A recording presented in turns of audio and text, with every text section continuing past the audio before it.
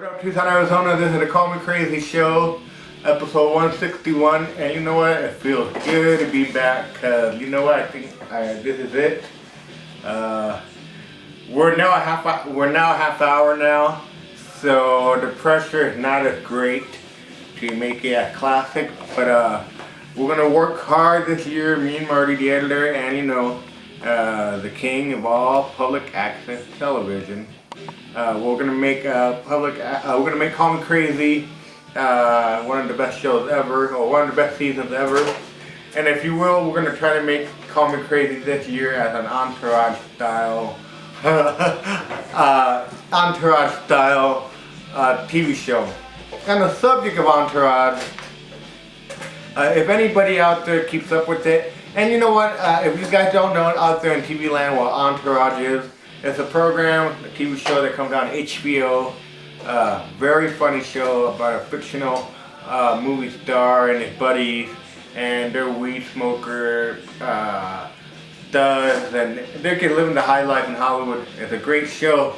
But you know what? I asked a lot of people what they think about the show, and a lot of people can't get into it. And you know what? I think I figured it out. A lot of people can't get into it because they're not interested in the life of what Hollywood has to offer. But me, on the other hand, and like Marty, we love Entourage because that's our lifestyle. No, I'm just playing, people. No, I'm just saying that we just like the aspects of Hollywood. Why else would we do TV? But anyway, it's January 20th, I believe. No, January 21st. And believe it or not, it's the new year, 07. And a lot had happened last year. The biggest thing I can remember from last year that was important in my life is nothing. So 06 is in the past, and we ain't gonna talk about it.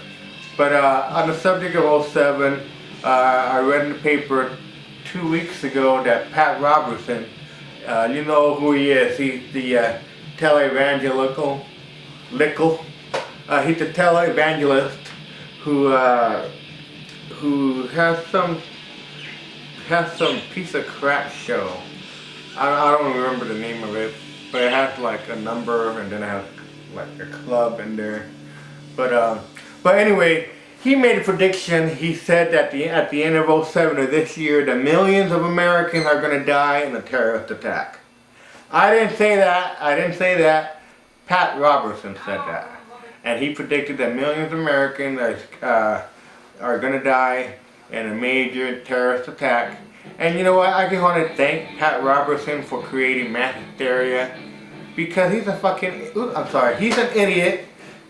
He don't know what he's talking about. And as far as I'm concerned, he can have Alzheimer's, and I still wouldn't care that he had Alzheimer's. But don't be saying that millions of Americans are going to die in a terrorist attack. And you know, he also said that my prediction always come true.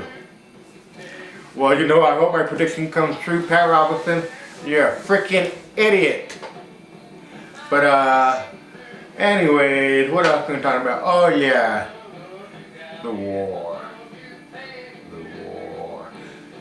The war is still going on. It's 07. Come April of this year, it's going to be 4 years that we've been in Iraq, and now we have gone over the 3,000 mark in U.S. casualty, U.S. death in the armed forces. And you know, and I remember when the war began, I remember when the casualty was 3. Like the first 2 days of the war, the casualty was 3. Now we're pushing 3,100, and then we're pushing 20-some thousand wounded. And you know what? The last time I did the show in September of last year, the election hasn't gone by. So now we're in a new era. Well, that's what people say, which I really don't care. But a lot has happened that the philosophy of the American public, or pretty much the feelings toward the war in Iraq, the American public feels that it's not being a winning situation.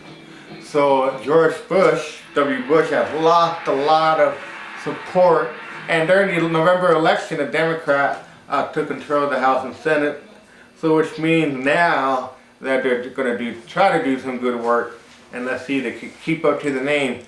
But getting back to the war in Iraq, if the American public feels that George Bush hasn't handled the problem as well as he should have, and you know, and he had a speech a couple days ago where he said he's going to send 21,000 more troops.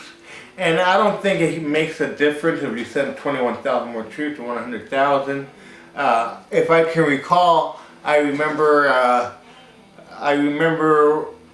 reading somewhere when I was a kid, the objective of the war, or any war, is to capture the hearts and minds of who you're, to capture the hearts and mind of the people.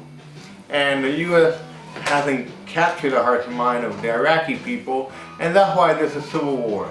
People say there's no civil war going on in Iraq, and it's not people saying that, it's the media, and oh no, I'll take that back. It's the Bush administration saying that there's not a civil war in Iraq. And yes, they do tend to believe that there is no civil war, but believe me people, there is a civil war in Iraq, because now it's the Shiite versus the Sunni Muslim out there, and the Americans are caught in the middle of the crossfire, and it got to a point now where the insurgency in Iraq doesn't care about the Americans anymore as much as they care about their new enemy, which is their fellow man. So it's a huge mess. It's getting worse. There's going to be more troops going. And you know, George W. Bush has a handful for the next 2 years because he's going to be dealing with a Democratic-controlled Congress for the first time. So anyway, which is good, you know. George W. Bush needs some thorns in his side to keep him up on his toes, because you know he get the puppet people. You know, he's a politician, and his soul, you know, and if he does have one, I don't think he does, but if he does have one, it's dark, dank, and cold, folks. And and the subject of George W. Bush, you know, I can want to say Dick Cheney, just don't point that shotgun at me. Alright, what else am I going to talk about? Okay, another thing I'm going to talk about is, let's see. I talked about that Call Me Crazy, it's going to be a half hour. Oh, yes, I know what I'm going to talk about. A week ago in Sacramento, California, a popular radio station, had this on-air contest over the airwaves, and it's now infamously called Holding Your Wee for We. Yes, and if you haven't heard this, folks, well, you haven't heard it. You're going to hear it. Anyways, folks, these radio personalities, the DJ in Sacramento, had a contest called Hold You Wee for We. And what the object of the game, what the contest was to see how long you could hold your urine in. Last one standing holding the most urine or the most water and not pissing it out won the Nintendo Wii. And you know what that is, Nintendo with the new controllers. So 6, 7 people were in the studio and decided I'm doing a Chris Tucker. But anyways, let me call you back. But anyways,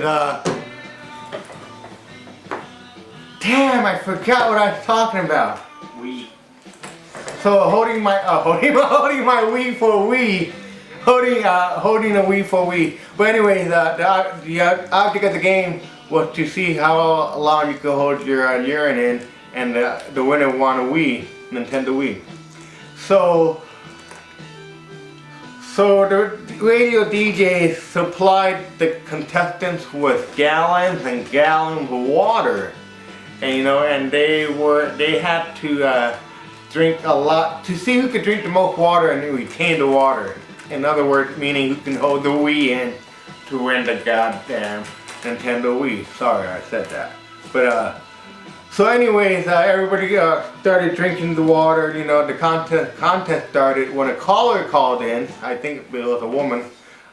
Called in and said, you know what, guys? Over the air, she said, I don't think it's a safe game to be playing because you can die from water intoxication.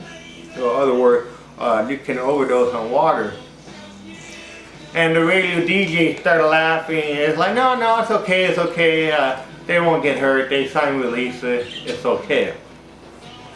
So the danger was out that if you drink too much water, you can seriously hurt yourself. So this lady named Jennifer, she drank a gallon and almost 2 gallons of water, they say, in 18 minutes. And you know what, folks? She suffered a major headache. Right, and witnesses said that her stomach was grotesquely bloated, and then 5 hours later she died. So she ended up dying from a water overdose, folks. So for all you morons out there who don't think that you can't die from drinking too much water, you can. So don't drink 2 gallons of water in 18 minutes. For Nintendo or no Nintendo, just don't do it because you die. But it's a sad fact of American life where pop culture is now being dealt with death in a way that no one really cares about the poor family, the lady's family. Everybody just like to say, hold your weed for a week.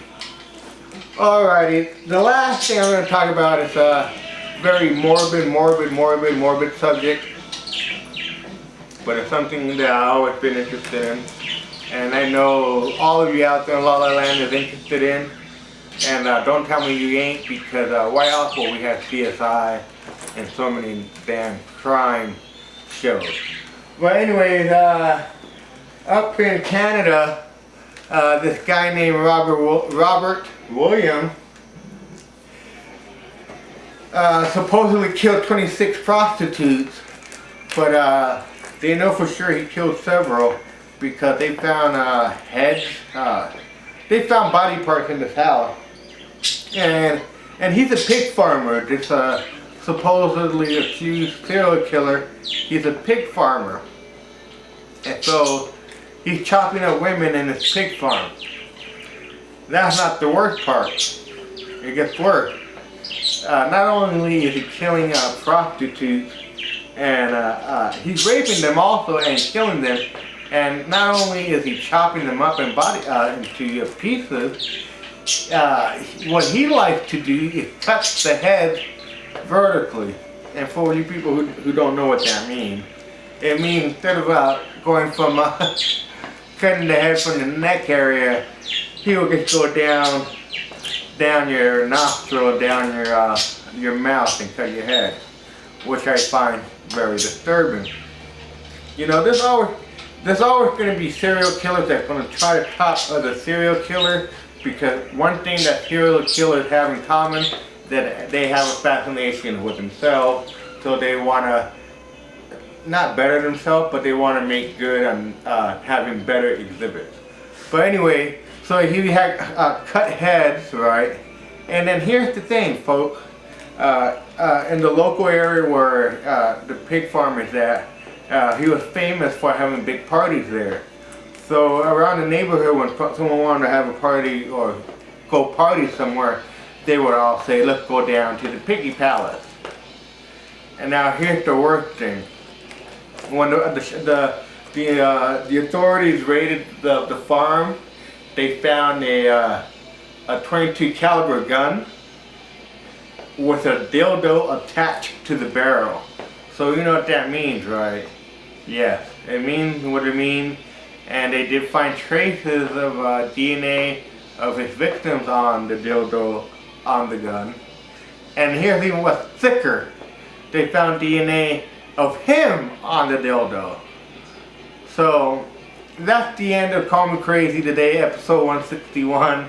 You know, I had a great time today. Unfortunately, I have to go to work tomorrow morning very early. very early, very early. So I'll be coming back with a vengeance. I feel it coming in. I feel it coming on. It's like how Will Ferrell says it. Call Me Crazy this year's gonna be hot ass nasty. So you take care. I'll see you in episode 162. Episode 162, we're gonna have Urban Sprawl, and maybe we might have a skit. We'll have to see what the conditions is for a skit. But until then, folks, hopefully at the end of the segment, we're gonna have a little something called My Precious. After, folks.